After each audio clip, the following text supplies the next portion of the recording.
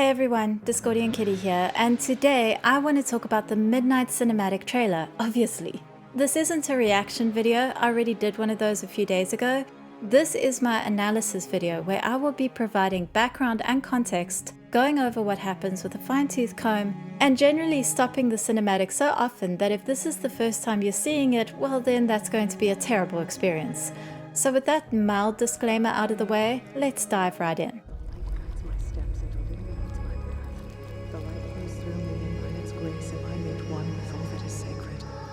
The light guides my steps and illuminates my path. The light flows through me, and by its grace am I made one with all that is sacred. This is Lady Liadrin. She is the matriarch of Silvermoon's Blood Knights, the Blood Elf Paladins who were first introduced during the Burning Crusade as the first Horde race who could be Paladins. So, for those of you who are still hoping for more Paladin races, you can go ahead and see this as a very subtle clue that they're coming at midnight. It's a stretch, sure, but I'm giving you permission anyway. Liadrin wasn't always so devout. When the Blood Knights were formed, it was when the Sunwell was dark, destroyed by Arthas, and so they instead took their power by force from a captured Naru named Muru. The Blood Knights ended up draining so much power from Muru, it was warped into a creature of the void and had to be defeated. Liadrin came to understand just how horrific it was for her to have taken part in the corruption of a creature as pure as a Naru, and was filled with regret. But the Prophet Velen used the still pure heart of Muru to restore the Sunwell and help Liadrin to see that she could still be forgiven through the light's grace. The creature Entropius, whom you were forced to destroy, was once the noble Naru, Muru. In life, Mu'uru channeled vast energies of light and hope. For a time, a misguided few sought to steal those energies. Our arrogance was unpardonable. We damned one of the most noble beings of all. We may never atone for this sin. Then fortunate it is that I have reclaimed the noble Naru's spark from where it fell. Where faith dwells, hope is never lost, young blood elf. Can it be? Gaze now, mortals, upon the heart of Mu'uru, unblemished, bathed by the light of creation, just as it was at the dawn. In time, the light and hope held within will rebirth more than this mere fount of power. Mayhap they will rebirth the soul of a nation. Blessed ancestors! I feel it. So much love. So much grace. There are no words. Impossible to describe. Salvation, young one. It waits for us all. And so it is before this restored Sunwell that Liadrin kneels, knowing that the light that comes from it is partly only there through the grace of a holy being she helped torture and drain. That context is going to matter a little more later, but for now, Liadrin's prayers are ritualistic, a repetitive chant, one that no doubt all blood elves who follow the light learn to recite. Her prayer is interrupted by Lor'themar. We hear the sound of Lor'themar's clattering armor before we see him. I made one with all that is sacred. The light Liadrin, it has begun. I need you with me on the wall. Both elves are dressed in full battle armor. It's very clear that they've been waiting for the start of a battle. Lor'themar doesn't give Liadrin time to respond. He interrupts her shortly and turns away abruptly. It's already clear that he's mildly irritated with her display of religion when there are more important things to focus on. Outside, we see the new skybox, which had already been hinted at in the midnight teaser, which shows darkness falling over Donegal, Stormwind, and, excitingly, our new player Holmes, a clear indicator of something we can expect for the pre-patch event. Lor'themar, the void will envelop us soon. Only the light can save us now. No. The time for prayer has passed. Lor'themar is done with Liadrin's nonsense. There's a whole war to be fought, and all this elf can do is sit around praying. He's totally unimpressed, and I love him for it. Of course, it's very hard to be an atheist on Azeroth where the gods are real and can come around and smash your windows if you don't believe in them, but that just makes me respect him more. It's subtle, but we can see Liadrin's also pretty done with Lor'themar's nonsense. She doesn't argue, but she does give him a look and pauses before carrying on. I get the impression of an argument that they've had many times by this point, and that Liadrin knows by now to choose her words carefully. The Sunwell will not fall. Not while I draw breath. She's found something they can both agree on, but judging by Lor'themar's expression, he's doubting that too. Obviously, the war is against Xal'atath's forces, and when Xal'atath takes the field, it's to do what she does best. Oh, no feet shot this time. Okay, it's to do what she does second best.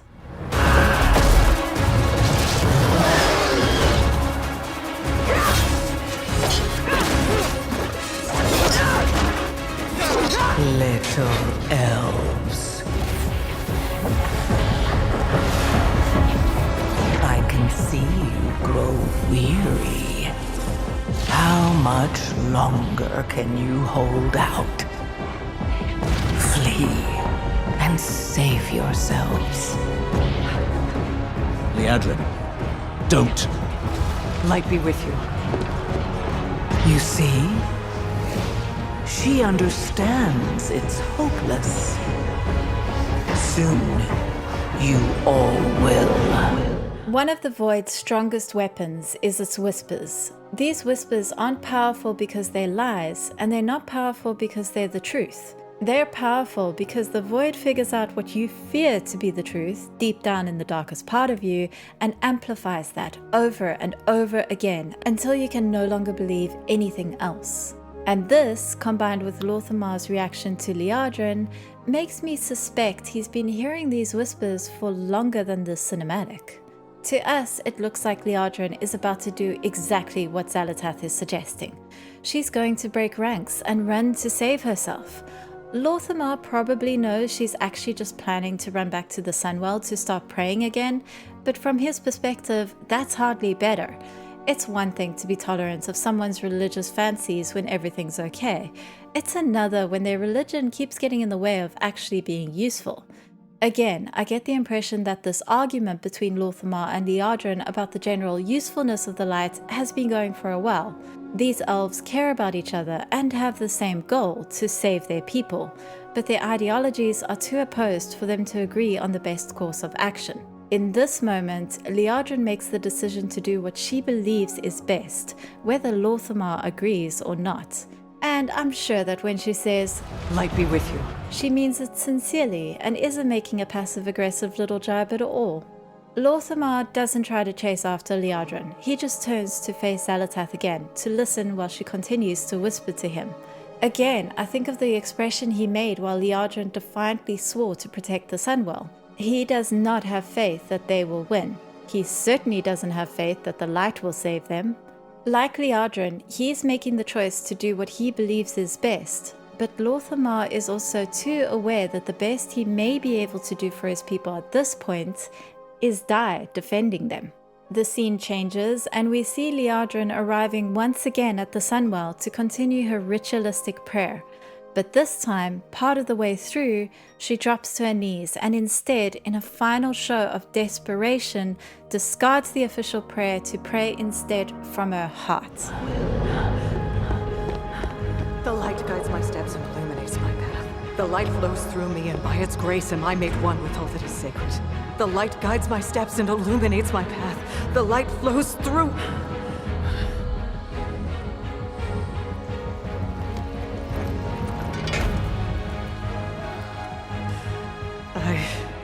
I know that I am unworthy. I don't know if I deserve your help, but I know my people do. Please give them strength. It's clear that Liadrin still feels unworthy of the light. Remember, she is well aware that the Sunwell is only filled with light partly because of the grace of a creature she helped torture and condemn. There are obvious parallels to Christian mythology, where the sacrificed God Jesus is asked for grace from the same people that crucified him. Christians believe they are unworthy of salvation but are saved through grace. But this is also a common theme throughout World of Warcraft. One of the lessons a follower of the light seems to need to learn is that no one is worthy of the light and should therefore only be thankful for its grace. When Arthas told Uther he didn't feel like he deserved the honor of being made a paladin, Uther replied, "Lad, no one feels ready. No one feels he deserves it. And you know why? Because no one does. It's grace, pure and simple. We are inherently unworthy simply because we're human. And all human beings, I and elves and dwarves, and all the other races are flawed. But the light loves us anyway. It loves us for what we sometimes can rise to in rare moments. It loves us for what we can do to help others. And it loves us because we can help it share its message by striving daily to be worthy, even though we understand that we can't ever truly become so." We can talk about whether the light itself is worthy enough to behave like this, and we will, but for now, we once again see it emphasized how Liadrin and Lor'themar are motivated by the same thing, a desperation to save their people. As Liadrin begs the light to give them strength, Lor'themar fights alongside them, turning to focus on a fellow elf when he sees them threatened by a creature from the void. In both cases, this is their priority, their people. Meanwhile, Xal'atath seems laser-focused on whispering to Lor'themar. Remember, this is a battle. Xal'atath could be flying around shooting void energy everywhere, but she's made it her priority to try break Lor'themar's spirit. Xal'atath essentially agrees with Lor'themar that he selected the best route to fight against her. She's made him her priority. If she can get him to falter, she wins. She's probably been working on him, whispering these doubts to him for ages, which is what makes Lor'themar's response here so satisfying. I admire your spirit, but that will not save you. Soon, I will break your world. You can't even break one elf. But, of course, Xal'atath can't have that, and while she clearly wanted to break Lor'themar with whispers, she seems willing to just use good old-fashioned force if it comes to it. Meanwhile, Liadrin is still praying.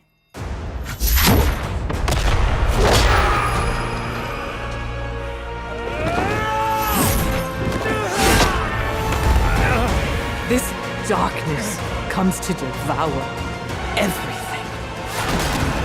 And when it is finished, there will be no more light. Without your aid, we will perish. I beg you, help us.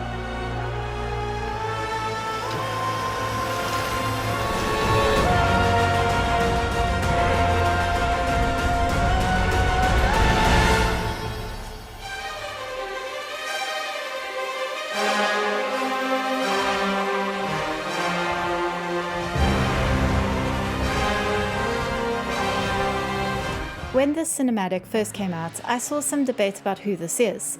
I said it was the Army of the Light, because Liadrin summons them by praying. I've seen people say it might be the Alliance. I never saw how that could be, on account of they were summoned by praying. I've seen people say it could be the Arathi. And again, I feel like I'm the only one pointing this out here. They're summoned by praying. Anyway, it's since been confirmed that this is the Army of the Light, which makes sense because we've been told over and over again that this war that Xal'atath has started, known as Renalash, will be a final battle between the darkness and the Army of the Light. And also because, once again, summoned by praying. I mean, it's certainly a new trick as far as the Army of Light is concerned. See how the hand falls onto Liadrin's shoulder? Whoever this is, they're facing her. In other words, they're coming from the Sunwell itself. And it's possible that the Alliance and the Arathi are part of this army. After all, they recruit from just about anywhere. They even have a Dreadlord in their ranks. Vaelin's vision of this war showed Anduin leading the Army of the Light, and the Arathi Emperor has had visions of his people taking part in this war. So this army we see here could absolutely be made up of Alliance and Arathi as well, but it would still be as part of the Army of the Light. The Light has heard Liadrin's prayer and has responded with its army, though which part of Liadrin's prayer moved the Light is up for debate. She probably thinks it's this. Without your aid, we will perish. I beg you, help us. But a few of the more cynical among us might suggest it was this. This darkness comes to devour everything. And when it is finished, there will be no more light. In other words, the Light may not have been moved by an altruistic desire to save the elves so much as a selfish desire to save itself. Because we know for a fact the Light isn't necessarily as pure and holy as Liadrin believes. As I said, one of the reasons she feels guilt is because of Muru, the Naru that her people captured and drained against his will. How can she ever be worthy of the Light's grace after doing something like that? The irony is that the Light itself, or at least Naru from the Light, have been guilty of something very similar. During Legion, the Naru Zera tried to force the Light onto Illidan against his will.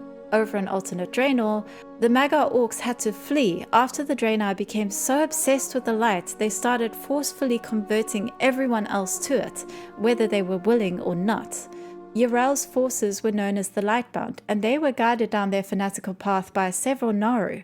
The Scarlet Crusade has always been a good example of what happens to a group of people who are blinded by the light. And from what we've heard of the Arathi Empire, they're extremely intolerant of anyone who they view as a threat to the light and would absolutely not be on board with allowing groups like Void Elves or the Forsaken to exist. So the Light's army arriving may be a short-term solution for now, but it also might be bringing a whole range of new problems, a proper swallowed the spider to catch the fly situation. But all that said, right now it's hard to focus on much else than the fact that it's saving the day. Even Lor'themar, who, it must be said, is an absolute champion at quickly adapting to a new situation he could not have expected, seems suddenly ready to believe in the power of prayer after all. This time, when Liadrin says the Sunwell won't fall, there is no doubt in his expression when he agrees.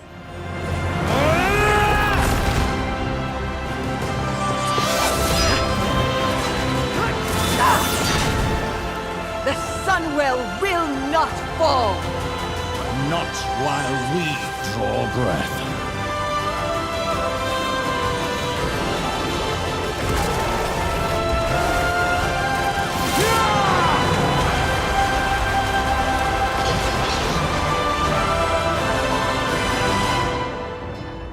As for Xal'atath, she also seems surprised. She draws in a breath herself, but for once doesn't seem to have anything to say. She doesn't look particularly upset. In fact, she even gives a little smile, which is worrying. This could be bravado, but we've seen Xal'atath properly surprised by something that genuinely interfered with her plans before, when Alleria damaged the Dark Heart, and back then her reaction was a little more volatile.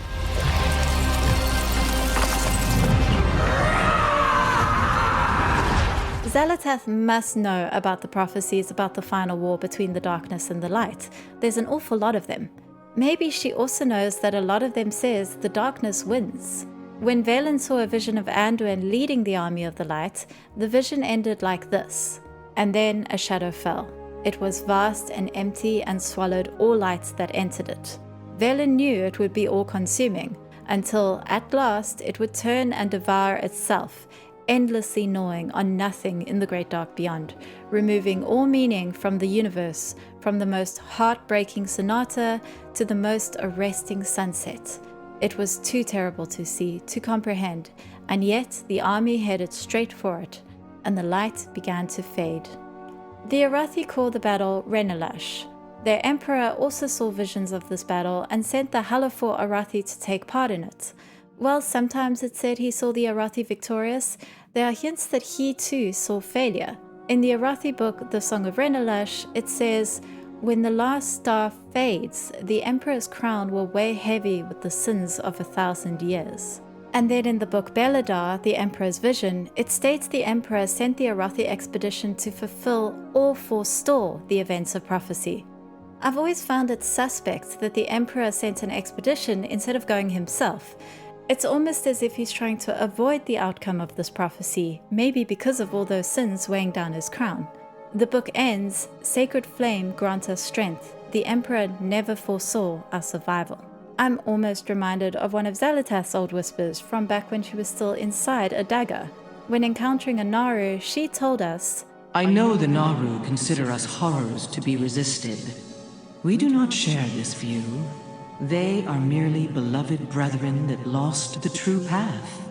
They will return to their masters in time.